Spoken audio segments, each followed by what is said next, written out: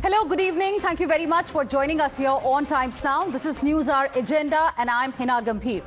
Viewers, Elon Musk exits the Trump administration after completing his role as a special government employee and the head of DOGE, the new department. But is this the end of Trump and Elon Musk bromance? We put the focus on that tonight on the Newshour Agenda. Next, we put the spotlight on how India is cruising ahead in its mission to finish red terror by March 2026. Bastar district has been finally declared Naxal-free, and a dreaded Maoist, Kunjam Hidma, was arrested earlier today. We put the focus on how India is going all out to wipe out left-wing extremism. And later, we speak to top war expert Christopher Clary on the successes of Operation Sindoor, as it is critical to sift facts from the fakery and propaganda from the Pakistani side. Stand by for that exclusive interaction at 10:35 p.m. tonight on Newshour Agenda.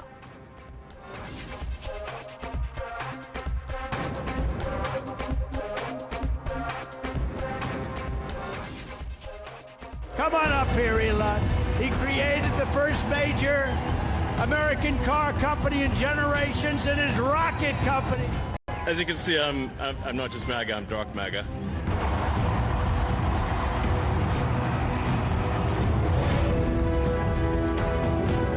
Elon is doing a great job. He's finding tremendous fraud and corruption and waste. The people voted for major government reform, and that's what people are going to get. They're going to get what they voted for.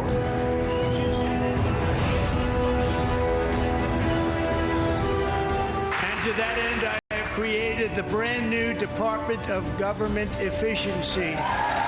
DOGE. Perhaps you've heard of it. I'm going to buy, and I'm going to buy because, number one, it's a great product, as good as it gets. And number two, because this man has devoted his energy and his life to doing this. So I think he's been treated very unfairly by a very small group of people.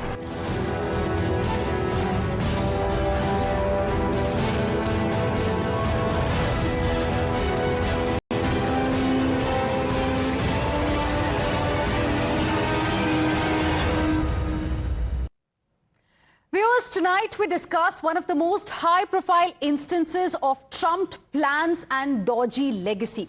The underline is that politics is a cruel space. Only politicians can negotiate safely.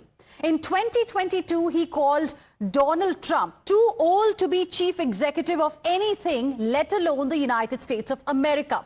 In 2024, he had a change of heart and a plan, and he donated nearly $300 million for Trump's campaign. We're talking about world's richest man, Elon Musk. The man who promises to bring out a driverless car by June this year. Last year, he literally drove Trump's re-election as the 47th president of the United States of America. On January 20, 2025, Trump appointed Musk, his first buddy, as head of the Department of Government Efficiency, or DOGE. He was designated a special government employee with a mandate to work in a paid or unpaid government job for 130 days every year. DOGE was given a mission to slash federal funding, streamline and reform the federal bureaucracy, save taxpayers' money and reduce national debt. Musk had pledged to stay on as long as President Trump would like. In February, Musk appeared at a conservative gathering near Washington, wielding a chainsaw, announcing his crusade to shred wasteful and fraud government spending. But suddenly today, Elon Musk announced that he is exiting. The special government employee who was to work for more than 130 days for sure in a year exited a day before 130 days. Deadline gets over. The way he stepped down wasn't really expected. The mission isn't over yet. The department is supposed to last till July 4, 2026. And remember, his political involvement sparked protests and boycott of his cars. The empire and the image of the man who appeared with a chainsaw were getting chainsawed. The sales of his firm Tesla fell to their lowest level in 3 years in April. He was also accused of overstepping his authority as an unelected official. Remember, under his leadership, DOGE made some sweeping changes in US fund allocation to institutions. USAID had a huge impact across the world. And Musk did not really have a great relationship with other members of Trump's inner circle, especially Peter Navarro, Trump's advisor on trade. Also, this decision to step down has come a day after Elon Musk criticized Trump's latest spending bill, calling it counterproductive. He has said, and I quote, "A bill can be big or it can be beautiful, but I don't know if it can be both," unquote. So is the bromance over? Because Donald Trump, who is more active on Truth Social than X for sure, hasn't really responded. So what do we make of this new development in the United States of America? So we ask, is all not well between Trump and Musk? Is Musk's exit a strategic retreat or a forced one? Is the departure voluntary or a reflection of mounting tensions with Trump's inner circle? Let's find out from our guests who are joining us on Newshour Agenda this evening. We have with us Sushant Sareen, Senior Fellow at ORF, Vibhuti Jha, ex-Republican candidate for New York Assembly, Christopher Hale, Democratic strategist, Ray Locker, who's a journalist and an author, Spencer Critchley, author and political analyst. Good evening to all of you. Thank you very much for joining us here on Times Now. Sushant Sareen, let me begin this discussion with you. What do you make of this announcement that has come from Elon Musk? Did the first buddy become a political liability? I don't know if it became a political liability, but clearly there were certain differences that seem to be emerging over the last few weeks. So maybe that was one of the reasons why Musk thought that maybe he cannot continue in this administration. And of course, there was some degree of opposition to him. Second, I think there was a lot of alarm bells ringing as far as his companies are concerned, because there were problems emerging even out there. And Elon Musk himself had said that he would be devoting his attention to his companies in the near future. Now, when he joined Trump, even at that point of time, a lot of people had predicted that this kind of a relationship normally kind of goes up in smoke in not too much time. So I suppose they stuck together for about 3 or 4 months, 4 months or thereabouts. And that's as much as they could have tolerated each other, because both of them are strong personalities. Trump has a habit of speaking in crazy superlatives, which may or may not actually be applicable to anybody. And Elon Musk has his own inimitable style, which at the same time is informal. And, that very chainsaw incident which we saw, he was going about it, things in like a bull in a china shop. And that actually trampled on a lot of feet. Now, it might have pleased the MAGA constituency to some extent, but I think there were ripple effects of that which were also being felt. And at the end of the day, right, it's not very clear whether he managed to achieve anything really substantial in the last 4 odd months. Well, interesting. Differences clearly were visible. Some of them I mentioned, of course, more we will be discussing. Ray Locker, the question is, why has the richest man in the world walked away from a government job suddenly? Well, first of all, it's a job he never should have had. He didn't really accomplish much of anything. As you mentioned earlier, he alienated key people in the Trump administration, the Treasury Secretary Scott Bessent, shouting matches over who was going to run the IRS. Peter Navarro, which, probably that's a badge of honor if you have a conflict with him, because he's a lunatic. Sean Duffy, the transportation secretary, after they axed a bunch of air traffic controllers, they had a shouting match about Musk was unhappy that they weren't cutting more. The list goes on and on and on. I mean, I think his expiration date hit the beginning of April when Republicans lost the Supreme Court race in Wisconsin, in which Musk invested like $10 million in advertising, and their candidate lost by 10 percentage points. And Musk was making this a big test in a swing state, and he turned out to be a loser. And so, by now, I'm not surprised he's gone. And he just kind of left town with a whimper. Okay. Spencer Crishley, I want to ask you, did you anticipate something like this, given how the situation was, how it evolved in the last few weeks specifically? Trump, in a way, had gone awfully quiet about Elon Musk, scaling back mentions of him online as well. He was not being included as well. He wasn't really seen with Donald Trump, I believe, since April. No, I'm not surprised at all. I agree that the friendships with Donald Trump last just about as long as Trump thinks that you're an advantage to him. And in particular, the advantage has to be in the field of public relations. Trump notoriously doesn't actually care if you're completely incompetent, as we can see by his continued support of Secretary of Defense Pete Hegseth as one among many examples, or Peter Navarro, who I agree is a crazy person. But if you cause Trump a PR problem, he cares deeply about that. And Musk had clearly become a PR problem, especially with highly visual and negative behavior like the chainsaw incident. I think also it shouldn't be underestimated the role of Tesla and the Tesla board in this.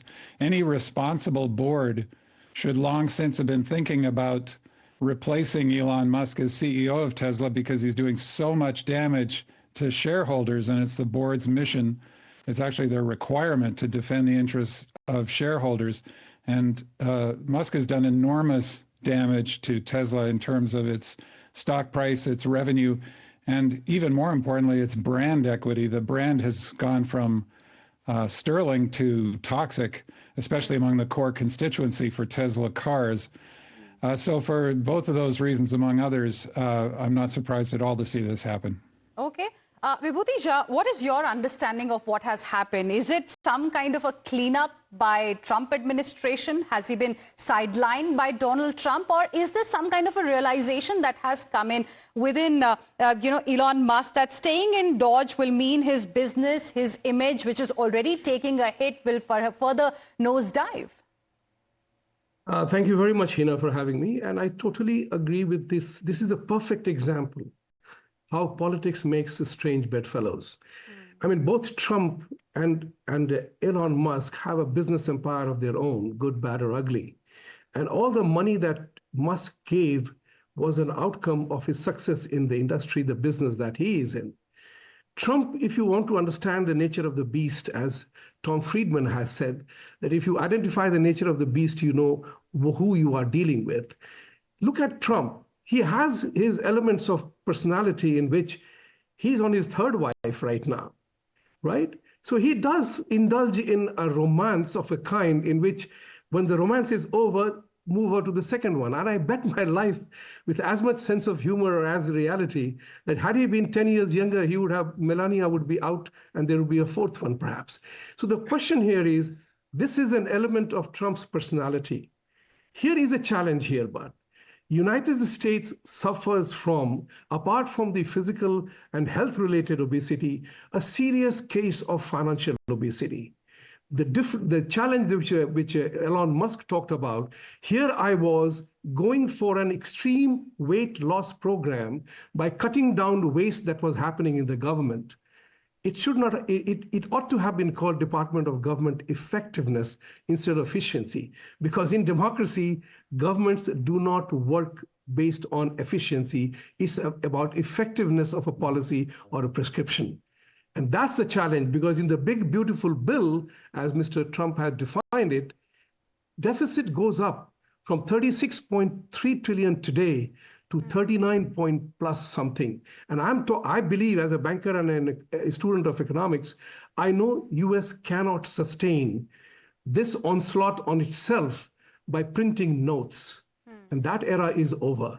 And that's what DOGE showed, the extent of the government waste that was there in the government. So many of us knew where the waste was, but this one exposed the whole array of waste that was going on. And the government runs differently. These people committed one fatal blunder. This United States government is not Trump Inc. or Tesla, where they can fire, hire, or run the company as they wish. This is a government where there are three clear wings established: judiciary, legislature, and executive, who are supposed to watch on each another as checks and counterbalances. And that's where these two people fail. And this is where Trump is failing too, because he doesn't realize that he's not running Trump Inc. You cannot just say, I will do whatever I want. Right. There will be clashes, and that's the issue on which I think this is a challenge. And just one more point I wanted to add here. I've been in this country since '91. And to my utter, 1991, when I came here, Senior Bush and Clinton were running the campaign. And who would not be enamored by American politics? So they talked about fixing Washington, the swamp, comprehensive immigration reform, war on drugs, war on child pornography and sex scandal. Hey, we haven't won a single war of ours so far. On the contrary, if you add 9/11 to it, we haven't won our war on terror either. So the question arises, which I have asked many people: are we interested in solving the problem, or are we just playing a political humdinger in passing the buck from one place to another? Okay. That's my take. Thank you. Christopher Hale, do you also agree that this could be a personality thing here, because both are gregarious, both are businessmen? Do you think their personalities have inherent clash elements, or do you think it has got something to do with what has happened in the last few weeks? For example, the AI power struggle. Musk had warned that Trump wouldn't bless OpenAI's Middle East project unless XAI Grok was included in it. Personality is a big part of it, but I think one of the things that we have to consider here is that Elon Musk was in fact way less popular than Donald Trump for this entire 3.5 months that he's been in office.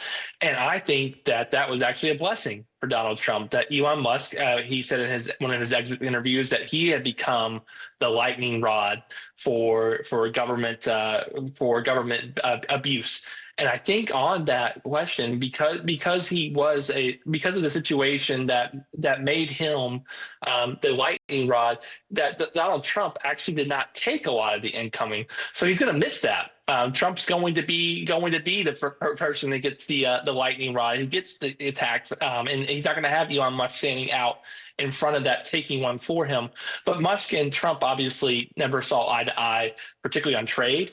They never saw eye to eye on how the governance cuts itself. Elon Musk said against Trump's will, and now the House Republicans have done the same. No, we're not going to touch Medicaid. No, we're not going to touch Medicare. And I believe Elon Musk called them a Ponzi scheme. So they were never aligned perfectly. It was always a strange marriage to begin with. I came on your network on January 20th and said that they would get it divorced by Easter. I was wrong, but we got it done by Pentecost. And I don't think they're getting back together. I don't think this is going to be amicable. I think it's done. Elon Musk promised $100 million to the Republican candidates. He's not going to cash that check. Okay. Sushant, Sareen, before I talk to you a little bit about what happens next, because we haven't really seen any kind of reaction coming in from Donald Trump, I want to ask you, even in India, domain experts, great economists have found it a little difficult to operate when they became part of the government. I'm talking about people like Mr. Arvind Panagriya, Raghuram Rajan. Government and politics is a different game, different ball game as compared to space exploration. Do you agree? Yeah, absolutely. Look, I think somebody said earlier in the program that, business, how you run a business, you can hire, you can fire, you can take decisions. There is just so many people who need to be together to take decisions. In the government, there are so many moving parts, so many competing interests, and you need to be able to take everybody with you so that a decision which is taken, a reform which is undertaken, becomes an acceptable reform. And one of the reasons why, people like us in India who've always looked up to the United States, seen it as an example, I don't think it holds an example for any country anymore. We see a kind of government dysfunction. We see a government now, which we had thought on 20th of January that maybe this time around Trump won't be as erratic or as eccentric as he was in his last term. But clearly that same model of governance seems to have come back. The Americans feel really offended when people say that, look, the United States resembles a China with an elected Xi Jinping. And of course, the Americans have a right to feel kind of offended. But here is one man who's sitting at the top of the heap, who's taking decisions which are alienating the closest allies of the United States. He is offending everybody. I can understand where he's coming from when it involves Europe, for example, that, look, you guys need to also do some heavy lifting. But look at the way they are alienating everybody. Look at the way they are, pushing aside everybody as though, the United States can survive on its own, that the entire world depends upon the United States. I think just like an individual is not indispensable and the world's graveyards are full of indispensable men, similarly, no country is indispensable. After some time, people will start looking for alternatives. And as somebody who is extremely fond of the United States, looks up to it, I think this would be quite a tragedy. But this is a tragedy which is unfolding before our very own eyes.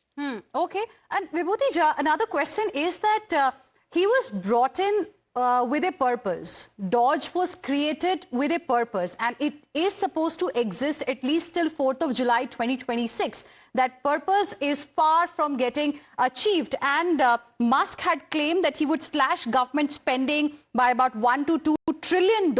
Analysts say that given how the situation is, the cuts could be only about $160 billion by 2026. So do you think it is also going to cause some kind of disruptions as far as Donald Trump's plans are concerned? I mean, bromance, of course, is one part of it. The reason behind the sudden exit could be another. But the question really is that he was brought in for a purpose. What happens to that purpose now? Now you raised a very, very valid point. Now swamp wins, as the saying goes. See, we in America, I know a few years ago in a New York-based think tank, we were discussing this issue, that we are so much at loggerheads. We have become a society of entitlements. We have become a society of entitlement, political correctness. And once you put on weight, is as a soccer analogy I always take, you need one goal to win a match. But if you're down by a goal, you've got to score 2. So what has happened to the United States is that we have been so much on a spending spree that we do not know where the money is going. So one of the biggest advantages which DOGE did, or Elon Musk did, he brought the whole thing out in the open. Everybody knows now about US aid, the NGOs, how they were funded, and everything was happening. I feel as an American, and there are 3 other Americans here, that we need to put our heads together. How do we get to the problem? How do we handle the problem? Printing the notes is no longer the solution to American challenge. Right. We have lost credibility very, very badly. Today I can say this with confidence, and Sushant and probably others will agree with me, that America genuinely has no friends. I want to request all the 3 other people to take this into account. America has no genuine friend around the world. Everybody wants to kick the Yankee in the butt because we have been very arrogant.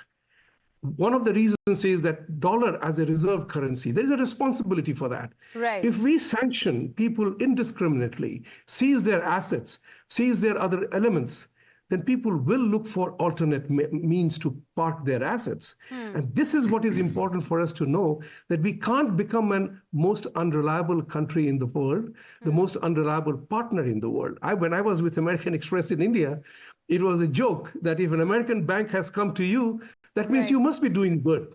And Americans will be the first one to run away with the umbrella should the rain break. So this is an image that Americans and we Americans have, and we need to work on it. Whether you are a Democrat or Republican, it's for America. We have to do that. We are a totally unreliable partner as of now. Okay. Spencer Crishley, I also want to ask you the possible impact this could have on India with deteriorating Trump-Musk ties as we are witnessing right now. What about Tesla's arrival in India? We know Trump doesn't want Apple to really go big in India.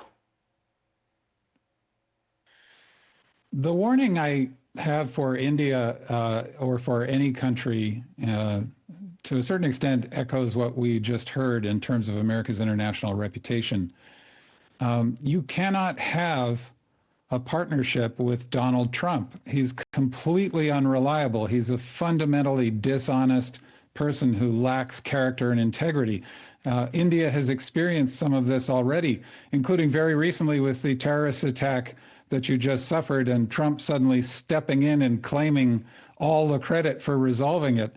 That's just a small example of what's in store. Trump has, in his first term, and he's continuing it in his second term, repeatedly betrayed our allies. He famously betrayed the Kurds after a single phone call from Mr. Erdogan of Turkey. The list is long of this kind of thing. So I think this is an extreme risk for anybody who's trying to do business with Donald Trump in any field. And I consider this to be a tragedy for the United States. You know, as I often say, of course, the country is not perfect and it's made serious mistakes over the years, but it has been held up as an example across the world of what can be done if you do have integrity, if you do basically believe in the rule of law, if you can be trusted to observe a treaty and not just tear them up when you think they've become inconvenient. And if you do evidently try to live by the values you profess, even if you don't always hit the standards you set for yourself. But I wouldn't say that Trump is a deliberate agent of Russia, but he's certainly a huge asset to Russia, because if they wanted to hire somebody to discredit and destroy the United States of America, they could hardly do better than to have somebody like Donald Trump in the Oval Office. Okay. Ray Locker, I want to give you the last word. Does Musk's exit also reduce the shine of the Trump administration? Well, it doesn't help. I mean, Trump is doing a great job of that by himself. Everything he does is pretty much ridiculous. He reverses himself on tariffs time and time again. He has them thrown out by courts. He overreaches on executive orders. He goes after universities that are a tremendous economic driver in this country. I mean, every day it's something different. Every day there are 4 or 5 things that would have been a scandal for 3 weeks in a previous administration. So Musk's departure, I mean, it was inevitable. I think everybody I know who was thinking about it saw this coming. But Trump is going to do something again later today, tomorrow, that's going to discredit himself even further. As Spencer mentioned, you can't trust the man. He's a convicted felon. He lied more than 30 times in his first administration. He's well on target to beat that probably in the first year of his second administration. Right. And so anything's going to happen with this guy, and just fasten your seatbelt. Okay. We'll see whether Trump will respond to this big development or not. Heena, we'll, of if course... you allow me one sentence to Vibhuti make Jha, closing one comments. sentence. Yes. I'm a Republican. I was a Democrat once, and I want to let the two gentlemen who have trashed Donald Trump for what he is, let's not forget, Democrats are equally responsible for the state of affairs of America. And they have been singularly responsible for so many shenanigans that have gone on, Biden himself included. So let's not do character assassination just because we are on a TV. Let's address the issue, which is more important. I don't think there's any comparison that is between the Thank you very Democrats much. and somebody who's actually trying to destroy democracy. Okay. Well, we have different views coming in on this. And we'll, of course, have to wait and watch what happens next. This is one thing that the world is also going to be keeping a close eye on, because we still haven't heard from Donald Trump on, Elon Musk's decision to step down as the head of DOGE. Thank you very much, all of you. Appreciate you for joining us here on Times Now. Sushant Sareen, Vibhuti Jha, Christopher Hale, Ray Locker, and Spencer Crishley. Thank you for joining us on Newshour Agenda.